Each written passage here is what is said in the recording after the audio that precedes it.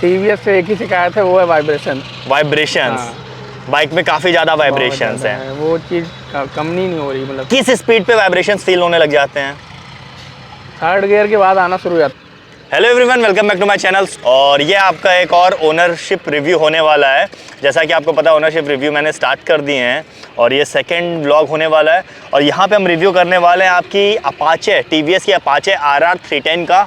काफ़ी ज़्यादा successful bike है, काफ़ी टाइम हो गया अपाचे ने काफ़ी ज़्यादा चेंजेस कर चुके हैं एट द टाइम, और काफ़ी परफेक्शन की तरफ बढ़ चुकी है। मतलब प्रॉपर टायर्स है इसके अंदर, प्रॉपर ब्रेकिंग है, अच्छी खासी पावर है, एरोडायनेमिक्स लुक्स है, तो काफ़ी सारी चीज़ें हैं। तो अगर आप भी ये बाइक लेना चाह रहे हो तो इस रिव्यू को लास्ट तक देखो, क्योंकि मेरे हिसाब से एक ओनर ही बता सकता है कि एग्जैक्टली बाइक में क्या कमियां हैं और क्या खूबियां हैं। तो चलिए स्टार्ट करते हैं। तो सबसे पहले मैं आपका इंट्रोड्यूस करा देता हूँ मिस्टर इंदर सिंह से। तो ये हैं इंदर सिंह, इस बाइक के ओनर। तो पहले तो कॉन्ग्रेचुलेशन कि इतनी ज़्यादा सेक्सी बाइक आप ओन करते हैं। स्पेशली इसका जो रैप है ये बहुत ही ज़्यादा प्यारा मुझे लग रहा है, क्योंकि रेड कलर के ऊपर जो वाइट रैप है। तो सबसे पहले तो इससे स्टार्ट कर देते हैं कि ये जो रैप आपने है ये कहाँ से मंगवाया था? ये वेबसाइट है रैप एंड राइड करके, मैंने उसी से मंगवाया था।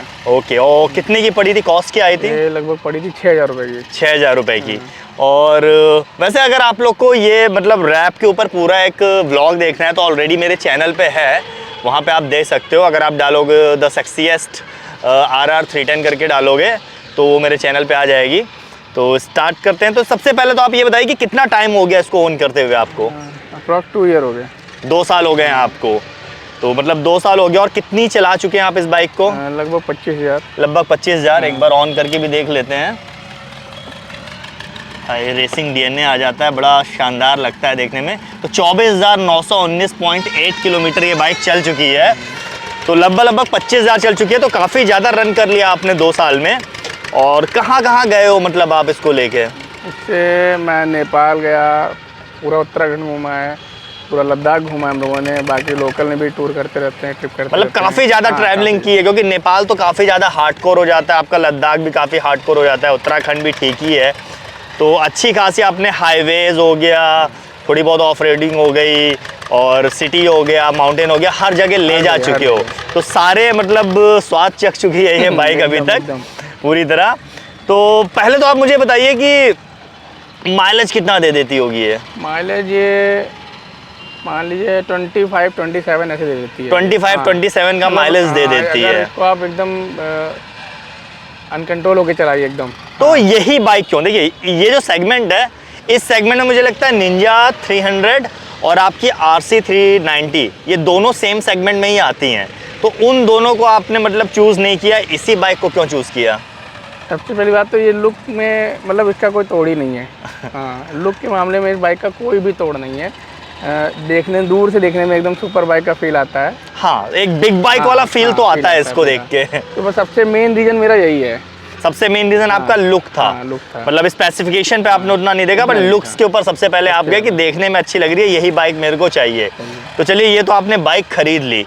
अब बाइक खरीदने के बाद पहले चलते हैं इसके मेंटेनेंस के ऊपर।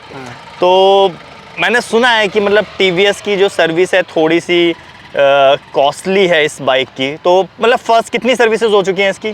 2 साल में तो काफ़ी हो गई होंगी काफ़ी, 6 सर्विस के ऊपर हो गई। 6 सर्विस हो गई। हाँ। तो इसकी एक प्रॉपर जो पेड सर्विस आप कराते हो, वो कितने मतलब ड्यूरेशन पे होती है? लगभग वही 5,000 पे। 5,000 मतलब चल लेती है, तो उसके बाद आपको सर्विस कराना पड़ता है। और 25,000 2 साल में चला चुके हो, तो मतलब साल में आपको कम मिनिमम 2 बार तो सर्विस करानी ही पड़ती है। तो कितना कॉस्ट आ जाता है एक पेड सर्विस के ऊपर? ये मुझे लगता है 25 to 2800। 25 to 2800। उसमें आपका ऑयल भी चेंज हो जाता है, फिल्टर भी चेंज हो जाता है सब? ऑयल तो मैं अभी अपना डलवाता हूँ। आप ऑयल अपना डलवाते हो, उसमें कितना कॉस्ट आता है? वो लगभग वही पड़ता है 3000 का। 3000 का ऑयल हो गया आपका।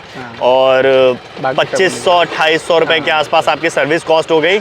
इन केस अगर कोई चेंज हुआ इसमें, मान लीजिए आपका एयर फिल्टर हो गया या फिर आपका ऑयल फिल्टर चेंज करना हो गया, ये सब चीज़ें, वो भी उतना कोई कॉस्टली नहीं है। तब भी मतलब 3000 के आसपास, 3-3.5 हो जाता है। नहीं है। तो कुल मिला के अगर आप ऑयल और सारी चीज़ें मिला लो तो 6000 हाँ, आराम हो से। जाती है इसकी और सर्विस जी, कॉस्ट। जी। तो साल में मतलब 12,000 आपको लगभग खर्च करने पड़ जाते हैं इन केस अगर कोई मेजर एक्सेसरीज चेंज नहीं होती हैं अभी तक तो ऐसा कुछ भी नहीं हुआ है फिलहाल तो। अभी तक ये क्या है मतलब 25,000 चल चुकी है। ब्रेक पैड्स आगे पीछे के कभी चेंज हुए हैं? ब्रेक पैड एक पर जब लद्दाख जाने से पहले चेंज कराए थे मैंने। आगे के पीछे के दोनों दोनों। दोनों आपने चेंज कराए थे। कितनी कॉस्ट थी लगभग उसकी? वो मैंने आफ्टर मार्केट लाए थे ब्रेम्बो के। ब्रेम्बो के। हाँ। हाँ, तो कितना पड़ा था वो लगभग? लगभग 2800 के पड़े थे। 2800 रुपये के आसपास पड़े थे ब्रेक्स इसके। तो और बाकी टायर्स कितने वेयर ऑफ हो चुके हैं अभी तक? टायर तो आप देख ही सकते हैं। और ये कौन से टायर है जो आपने जब बाइक खरीदी थी ये वो? स्टॉक है अभी। ये स्टॉक टायर है, अभी तक आपने एक बार भी चेंज नहीं नहीं, किया। कुछ नहीं, 25,000 चल चुकी है, अब जाके आपके टायर ऐसे हालत में आ गए कि हाँ, चेंज जी। कराने वाले हैं। जी। इसमें आपके रोड 5 है मिशलिन हाँ, के, मिशलिन रोड 5 है। तो मतलब काफ़ी ज़्यादा चलते हैं। 25,000 अगर चल गए हैं बहुत अच्छा तो रिस्पॉन्स काफ़ी अच्छा रन है इसका। क्योंकि सब जगह लद्दाख और पूरा ऑफ रोडिंग है, नेपाल की खराब रोडें हैं, सब कुछ कवर कर डाला इसने, कुछ तो नहीं बचा। कितने के पड़े आते हैं टायर ये? लगभग अभी तो आप ढूंढ ही रहे होंगे, लेने वाले ढूंढ होंगे ही रहा तो। हूँ मैं, वही लगभग बता रहे हैं कि मेरे को 14-15 हज़ार के पड़ रहे हैं। 14-15 हज़ार के दोनों टायर पड़े आते हैं, पर वो 25,000 तक आपको ज़्यादा सोचने की ज़रूरत नहीं पड़ती है। तो ये है मतलब अगर आप ये बाइक ओन करना चाह रहे हो तो साल में आपको लगभग 12-13 हज़ार रुपये मेंटेनेंस के ऊपर खर्च करने पड़ जाएंगे। इसके अलावा ऐसी और कोई कॉस्ट इसमें नहीं है। अच्छा, मतलब बाइक चलाते समय अभी तक आपने जैसे ट्रिप भी की है, लद्दाख को भी गए हैं, ऐसी कोई मेजर प्रॉब्लम आई इस बाइक में जो आपको लगे कि हाँ अगर अपाचे RR3 मतलब कंपनी इस चीज़ को थोड़ा सुधार सकती है? हाँ, TVS से एक ही शिकायत है, वो है वाइब्रेशंस। बाइक में काफ़ी ज़्यादा वाइब्रेशंस हैं। वो चीज़ कम नहीं हो रही। मतलब किस स्पीड पे वाइब्रेशंस फील होने लग जाते हैं? थर्ड गियर के बाद आना शुरू हो जाता है। अच्छा थर्ड गियर के मतलब अगर आप नॉर्मल लॉन्ग रूट पे क्रूज भी करना चाहते हो तब भी आपको वाइब्रेशन झेलने पड़ेंगे, फील होंगे। तो कहाँ ये वाइब्रेशन पूरी बाइक्स पे आते हैं? फुट पैड हो गया, हैंडल हो गया, हैंडल बार्स पे आते हैं सबसे ज़्यादा हैंडल बार्स पे आते हैं। बाकी फुट बैक या थाइस, पेट्रोल टैंक यहाँ पे भी, पैरों पे भी आते हैं, थाइस पे भी आ जाते हैं। तो ये एक प्रॉब्लम है कि वाइब्रेशंस बहुत ज़्यादा होता है। अच्छा, पिलियन मतलब आपकी बाइक है तो कई बार दोस्तों ने भी चलाई होगी, आप पिलियन भी रहे होंगे, जी, जी। तो कंफर्ट कैसा है इस बाइक का? पिलियन है, एज अ पिलियन कंफर्ट नहीं है, पिलियन में ज़्यादा कंफर्ट नहीं है सीट्स, क्योंकि मैं देख रहा हूँ काफ़ी ज़्यादा छोटी सीट है और काफ़ी हार्ड भी हैं, तो मुझे लगता नहीं कि पिलियन के लिए उतनी ज़्यादा कंफर्टेबल होगी। एज अ राइडर कैसा कंफर्ट है इसका? एज ए राइडर सही है। सिटिंग पोस्चर एकदम सही है। सिटिंग पोस्चर इसका एकदम टूरिंग वाला है। टूरिंग वाला है। एक बार आप बैठ के दिखाओगे? जी बिल्कुल। हाँ, तो मैं जैसा देख पा रहा हूँ काफ़ी कम लीन होना पड़ रहा है आपको, मतलब जैसे RC हो गई या ऐसा ज़्यादा लीन नहीं हो रहा है। तो प्रॉपर आपको एक स्पोर्ट्स टूरर भी इसको बोल सकते हो, उतनी ज़्यादा मतलब हार्डकोर पोजीशन नहीं है इसकी। तो लॉन्ग रूट से आपने लॉन्ग रूट किया तो जाहिर सी बात है कि मतलब थोड़ा कंफर्ट रहा होगा तभी आपने किया होगा। बाकी इसकी मतलब लॉन्ग रूट पे पहाड़ वहाड़ पे तो ज़्यादा विजिबिलिटी भी नहीं रहती है। तो लाइट्स कैसी हैं इसकी जो आपकी हेडलाइट्स हैं? हेडलाइट्स काफ़ी अच्छा है, मतलब स्टॉक हेडलाइट्स ही हैं, कभी चेंज कराने की ज़रूरत नहीं पड़ी, ना ही कभी पड़ने वाली है। मिरर्स इसके काफ़ी ज़्यादा छोटे हैं, तो ये क्या मतलब फंक्शनल हैं आपके ये मिरर्स? हाँ ठीक है, सफिशिएंट है। इनकेस अगर आप रोड पे चलते हो तो पीछे का पूरा विजिबल होता है, ऐसी कोई प्रॉब्लम नहीं आती हैं। कोई दिक्कत नहीं है। थोड़ी बहुत आपने एक्सेसरीज लगा रखी हैं, जैसे कि आपके ने ये लीवर प्रोटेक्टर लगा रखा है, इसके अलावा आपने टैंक पैड लगा रखा है, और बाकी और कुछ तो मुझे नहीं दिख रहा। एक्सेसरीज के नाम पे आपने 2 ही चीज़ें लगा रखी हैं, एक यहाँ पे आपने माउंट लगा रखा है। तो ऐसा कोई मेजर आपने अपडेट भी नहीं किया है कि आपको कोई प्रॉब्लम लगी हो या फिर आपने अपडेट कर रखा हो, तो ये कोई प्रॉब्लम तो मुझे लगता है इसमें आई नहीं। अच्छा, स्टेबिलिटी इसकी कैसी है? जैसे आप तो सिटी में भी चलाते होगे, कॉर्नरिंग अगर कर रहे हो तो ये सारी चीज़ें बहुत अच्छी है। हैंडल में कभी कोई प्रॉब्लम हुई या डिसबैलेंस हुई या वॉबल हुई हो कभी कोई गाड़ी? एक लगता है कि हाँ कोई अच्छी बाइक चला रहा हूँ मैं, कभी कोई भी दिक्कत नहीं आती है कि डिसबैलेंस हो गई या इस तरीके से कोई हवा का झोंका या लहरा गई या कुछ ऐसा कोई भी फील नहीं होता जल्दी। अच्छा, बाकी हम लोग लखनऊ सिटी से बिलोंग करते हैं, तो यहाँ पे TVS के काफ़ी ज़्यादा सर्विस सेंटर हैं। तो सर्विस कॉस्ट के अलावा आप जो TVS के जो इस बाइक के जो मेंटेनेंस है, जो सर्विस सेंटर जो आपको सर्विसेज ऑफर करते हैं, उससे आप मतलब कैसा लगता है? वो सर्विसेज कैसी हैं? अप टू द मार्क है? जो भी प्रॉब्लम्स बाइक्स में आती हैं वो उसको रेक्टिफाई कर देते हैं, ठीक कर देते हैं, या फिर अभी से कोई शिकायत आपको आई हो? हाँ, उसके लिए तो मेरे प्रॉपर शिकायत है TVS से। मतलब क्या कहूँ, मेरे को एक ही चीज़ को लेकर बार बार बोलना पड़ता है उनसे, एक ही चीज़ को बार बार बोलना पड़ता, समझाना पड़ता कि ये नहीं, ये दिक्कत आ रही है, इसको देख लीजिए, प्रॉपर चेक कर लीजिए। मगर नहीं, एक बार सर्विस हो गई, 2 बार हो गई, मगर वही मेरे को मतलब खड़े होके अपने आप देखना पड़ता है, वहाँ पे करवाना पड़ता है काम सारा। तो ऐसी कोई दिक्कत अभी तक की बाइक में आई है जो सर्विस सेंटर वाले ठीक ना कर पा रहे हो? अभी तक तो दिक्कत तो कोई नहीं आई है, बट छोटी छोटी दिक्कतें आ जाती हैं, तो उसके लिए मेरे को टाइम देना पड़ता है। छोटी मोटी दिक्कत बाइक्स में वो तो लगी रहे, जैसे कभी कोई आगे से आवाज़ आ रही हो या पीछे से कोई आवाज़ आ रही हो या फिर थोड़ी रफ चल रही हो बाइक, ऐसा अभी कुछ? तो सर्विस का टाइम हो गया है, ओवरड्यू सर्विस हो गई है, तो आवाज़ें आने शुरू हो गई हैं इसमें। आवाज़ें आना शुरू हो गई हैं। अच्छा, मतलब जैसे जिस बाइक काफ़ी ज़्यादा जैसे फाइबर का बाइक में यूज़ हुआ है, मेटल पार्ट्स उतने ज़्यादा नहीं दिख रहे हैं, बट जितना ज़्यादा बिल्ड क्वालिटी मैं देख पा रहा हूँ कि काफ़ी अच्छी है, ज़्यादा कहीं पे गैप्स नहीं दिख रहे हैं, तो कितना ज़्यादा आवाज़ करती है ये? मतलब ऐसा क्या होता है, 2 साल हो गया बाइक को, रफ आप चला चुके हैं, लद्दाख जा चुके हैं, गिरी भी होगी 1-2 बार बाइक, तो ऐसा क्या आवाज़ें आती हैं इसको चलाते समय? चीज़ के लिए मैं कहूँगा बहुत अच्छी क्वालिटी है, बिल्ड क्वालिटी बहुत अच्छी है। मतलब अभी भी मैं नोटिस करता हूँ कि कहीं भी झटके पड़ते हैं या गड्ढे पड़ते हैं, बम पड़ते हैं, तो कहीं भी ऐसा लगता है कि कोई चीज़ ढीली नहीं हुई है, एकदम प्रॉपर फिक्स है, एकदम अच्छी क्वालिटी है। मतलब ऐसा कोई एनॉय करने वाली कोई आवाज़ नहीं आती है, तो बिल्ड क्वालिटी के लिए आप अच्छे मार्क्स देना चाहेंगे इसको, तो ये चीज़ तो काफ़ी अच्छी हो गई। इसके अलावा जैसे पीछे इसमें मैं देख रहा हूँ टायर हगर नहीं लगाया, तो क्या लगा था कि आपने निकाल दिया? नहीं, एक्चुअली लगा हुआ था, मैं गया था लद्दाख, तो वहाँ पैंगोंग में कहीं टूट के गिर गया वो। ओके। तो जब तक टायर हगर लगा हुआ था तब तक कीचड़ वीचड़ की कोई समस्या? कोई दिक्कत नहीं, कोई समस्या, मतलब काफ़ी ज़्यादा प्रैक्टिकल था। जी जी, ऐसी कोई प्रॉब्लम आपको नहीं आई है? ऐसा कुछ नहीं। इसका पेट्रोल टैंक में कितना पेट्रोल आ जाता होगा? अप्रॉक्स 11 लीटर आ जाता 11 लीटर आ जाता है, और 27-28 का आप बता रहे हो माइलेज दे देती है। माइलेज तो चलाने पे डिपेंड करता है, आपको कैसे आप चला रहे हो। इन केस मान लो लखनऊ से आपका 500 किलोमीटर दिल्ली है, तो आपको कितनी बार पेट्रोल फिल कराना पड़ता है इसमें? मुझे लगता है कि 2 से 3 बार कराना पड़ता है। 2 से 3 बार कराना पड़ जाता है। मतलब ये मतलब बहुत ज़्यादा लॉन्ग रूट में आपको बार बार रुकना पड़ेगा इस बाइक में, ऐसा नहीं है? लद्दाख जाते समय आपको कभी फेस हुआ कि पेट्रोल पंप काफ़ी दूर है? हाँ, 1-2 बार हुआ ऐसा। लगा कि बीच में पेट्रोल पंप है ही नहीं, तो बड़ी दिक्कत हुई हम लोगों को, फिर कैन भी लेना पड़ा 10 लीटर वाला, फिर वो भी कैरी करना पड़ा साथ में पेट्रोल लेकर। तो ये थोड़ी सी रेंज की प्रॉब्लम है बाइक में, क्योंकि पावरफुल बाइक है उस हिसाब से पेट्रोल टैंक का साइज़ उतना ज़्यादा नहीं है कि रेंज अच्छी मिल पाए, बहुत ज़्यादा अच्छी रेंज नहीं देती है ये बाइक, तो ये एक प्रॉब्लम आपको इसमें लगी। हाँ, ये लगी। बाकी और कोई प्रॉब्लम आपको लगी जो इस बाइक में है, जो आपको लगता हो कि नहीं ये चीज़ थोड़ी और बेटर हो सकती थी? हाँ, सबसे मेन जो दिक्कत है वो है वाइब्रेशन को लेकर के, वो चीज़ तो कमी नहीं कर रही है टीवीएस, उसके लिए तो मैं काफ़ी मतलब शिकायत करना चाहूँगा टीवीएस से। बाकी ऐसी मुझे कोई भी दिक्कत नहीं लगी, मेरी बाइक मुझे बहुत अच्छी लगती है। और तो कुल मिला के इस बाइक में अगर वो एक प्रॉब्लम मैं बता सकता हूँ तो वो आपकी वाइब्रेशंस की प्रॉब्लम है, जो मेजर फॉल्ट है।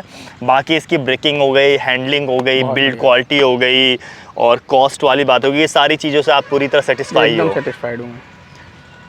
और अगर आप जैसे, तो काफ़ी टाइम हो गया, 2 साल हो गया है, और मुझे लगता है थोड़ी सी पावर की कम, अगर इसको आरसी से कंपेयर करोगे तो पावर इसका थोड़ा सा कम है, कम है। निंजा से भी थोड़ा सा कम है, तो क्या रोड पे आपको कभी वो फील आया कि पावर की कमी है इस बाइक में? नहीं, ऐसा मुझे नहीं लगता है। ऐसा कभी कोई फील नहीं आया? मतलब जो ये बाइक मतलब अपने वेट के हिसाब से जितनी पावर ये डिलीवर कर रही है वो सफिशिएंट आपको लगती है? मुझे उतनी पावर की नीड ही नहीं पड़ी कभी। इनकेस जब आप पहाड़ों पे गए थे, लेह लद्दाख गए थे, वहाँ कभी लगा आपको पावर की कमी? वहाँ ऑक्सीजन की जब कमी होती थी तो वहाँ फील होता था कि कम है पावर कुछ। अच्छा, इसमें राइडिंग मोड्स भी आपके दे रखे हैं, 3 राइडिंग मोड्स हैं आपके, आई थिंक 4 राइडिंग मोड हैं। तो राइडिंग मोड से कितना ज़्यादा यूज़ करते हो आप? शायद बारिश के मौसम में रहता है, रेन मोड लगा के चलता हूँ, बाकी तो नहीं। बाकी ज़्यादातर आप स्पोर्ट मोड में ही रहते हो। क्या फ़र्क पड़ता है, मतलब क्या आपको फ़र्क डिफरेंस फील होता है? पावर कम हो जाती है, पावर कम हो जाती है रेन मोड में और इसका, मतलब डिफरेंस आपको फील होता है, तो प्रैक्टिकल यूज़ है उसका। इसके अलावा इसका मीटर का जो साइज़ है ये भी आपका थोड़ा सा यूनिक है, मोबाइल शेप में है आपका, बट विजिबिलिटी तो मुझे अच्छी लग रही है। तो इन केस आप जब बाइक चला रहे हो तो धूप ऊप रहती है तो ये सारी चीज़ें विजिबल प्रॉपर होती हैं, सारी इन्फॉर्मेशन जो होते हैं आप देख पाते हो। ब्लूटूथ कनेक्टिविटी है इसमें? नहीं है? ब्लूटूथ कनेक्टिविटी है, तो उसका कितना यूज़ करते हो आप? उसका आप कॉल वॉल के मतलब जैसे लंबे टूर पे चल रहा हूँ तो कॉल वॉल आती रहती है, इसमें शो करता रहता है, तो कोई दिक्कत नहीं होती है, कर लेता हूँ कभी। सिटी में नहीं करता कभी, सिटी में ज़्यादा यूज़ नहीं करते हो। अच्छा, ब्रेकिंग कैसी है इस बाइक की? मतलब काफ़ी ज़्यादा पावर डिलीवर करती है, टायर्स तो आपने बता दिया काफ़ी अच्छे हैं, तो ब्रेक जो है वो ब्रेकिंग पावर अच्छी है इसकी? रोड पे अगर आप स्पीड में चला रहे हो या फिर ऐसे कोई सामने आ गया? कई बार ऐसा मेरे साथ हुआ है कि मुझे लगा कि शायद नहीं रुके गाड़ी, बट रिस्पॉन्स बहुत अच्छा, बट काफ़ी ज़्यादा अच्छा रिस्पॉन्स है। तो एक लास्ट क्वेश्चन मैं आपसे पूछना चाहूँगा कि मतलब ज़्यादातर आपने बता दिया कि इस बाइक में, मुझे तो आपके हिसाब से ऐसी कोई कमी इस बाइक में मुझे दिखी नहीं, वाइब्रेशंस को अगर हटा दें और जो सर्विस सेंटर है उनका जो वे ऑफ ट्रीटमेंट है वो थोड़ा सा आपका सही नहीं है, तो बाकी एज अ बाइक इसमें ऐसी कोई कमी नहीं है। तो अगर आज 2023 में फिर से आपको अगर कोई बाइक खरीदनी हो उतने ही पैसे से, तो क्या आप इसी बाइक ले जाओगे या किसी और बाइक ले जाओगे? ये तो बड़ा टिपिकल क्वेश्चन हो गया क्योंकि अब एक मेरे पास है तो मैं इसके ऊपर ही जाना चाहूँगा। नहीं, इन केस अगर ये बाइक आपके पास ना होती, अगर ये एक ही बाइक आपको रखनी है तो हाँ, तो फिर मैं यही लेता। तो फिर से आप यही बाइक लोगे, दोबारा आप दूसरे लोगों को भी ये बाइक रिकमेंड करोगे? यही लेता मैं। तो ये देखा आप लोगों ने, ये था RR 310 अपाचे RR 310 का एक ओनरशिप रिव्यू। और इंदर भाई की तरफ से इस बाइक को पूरे मार्क्स मिलते हैं। अगर इस बाइक से वाइब्रेशंस को हटा दें और सर्विस सेंटर की जो सर्विस है उसको चीज़ों को थोड़ा सा इम्प्रूव कर दें तो बाकी ऐसी कोई प्रॉब्लम नहीं दिखती है इस बाइक में। थोड़ा सा रेंज वाला इशू आता है अगर आप टूरिंग की तरफ जाते हो, बाकी कंफर्ट पूरा ये बाइक दे रही है। तो इसी के साथ ये व्लॉग मैं एंड करता हूँ। सोशल मीडिया हैंडल मेरा यहाँ पर डिस्प्ले हो रहा है, वहाँ पे आप मेरे को फॉलो कर सकते हो। बाकी अगर इस बाइक के बारे में आप कोई और इन्फॉर्मेशन लेना चाहते हो तो यहाँ पे इंदर भाई का सोशल मीडिया इंस्टाग्राम अकाउंट जो है वो डिस्प्ले हो रहा है, यहाँ पे आप उनसे क्वेश्चन पूछ सकते हो। इसी के साथ ये व्लॉग मैं एंड करता हूँ। कमेंट सेक्शन में आप ज़रूर बताइएगा आपको ये बाइक कैसी लगी और क्या आप फ्यूचर में ये बाइक ओन करना चाहोगे या नहीं बुक करना चाहोगे। साथ ही अगर आप किसी और बाइक का ओनरशिप रिव्यू देखना चाहते हो तो वो भी आप कमेंट सेक्शन में कर सकते हो। मैं कोशिश करूँगा जल्दी से जल्दी उस बाइक का ओनरशिप लाऊँ। This is Ram signing off.